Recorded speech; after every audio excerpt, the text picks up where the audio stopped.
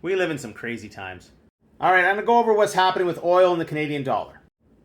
This shit show that is the Liberal leadership race. And a reminder that Canadian media is garbage. First up, as we're getting close to this TikTok ban in the US, I want to clarify what's happening here in Canada, and that I, again, do not know.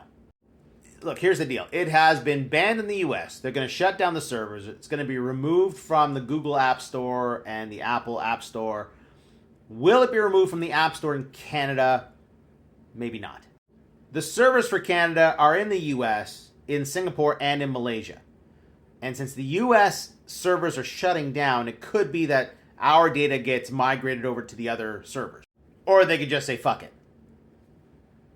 That's why I'm just going to wait. I don't know. I don't know what's going to happen.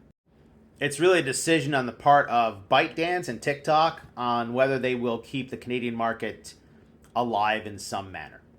So we could tank on the 20th, or we may have a reprieve for a little while. Who knows? We'll see. All right, what's going on with the oil? The Russian sanctions. It's made the price of oil go up everywhere. I often use Brent crude or West Texas. This is Western Canadian Select. It is up almost 3% year over year. As a result, Canadian dollar is climbing. And that little thing happened again. It's coincidence, eh? Just as oil seems to be rebounding, within a couple weeks we get this strange anomaly on the weekend, which again is a strange time to have this anomaly, because that's when markets are closed and there wouldn't be much of an impact if some type of intervention was happening. I don't like coincidences. All right, the Liberal leadership race is a shit show. Yeah, I'm going to talk about Mark Carney. But first, who the fuck thought this was a good idea?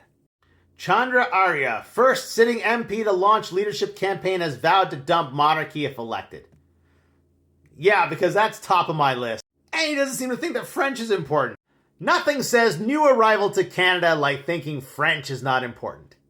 It's been important for the last 500 years. Your inability to speak it and understand it is incredibly worrying. It essentially disqualifies you. But we're a free country, so we won't put that in the law. But dude, you're disqualified. Fuck. Dumping the monarchy. What the fuck's a monarchy got to do with anything? Look, I'll make it clear to everybody. I'm pro-Commonwealth. I actually hope Canada goes back to the UK. Like, there's talk about a UK, Canada, Australia, New Zealand pact. CANZUK. I'm all for it. I think that's a great idea. That's a discussion for another time. Let's move on with the shit show. Wow.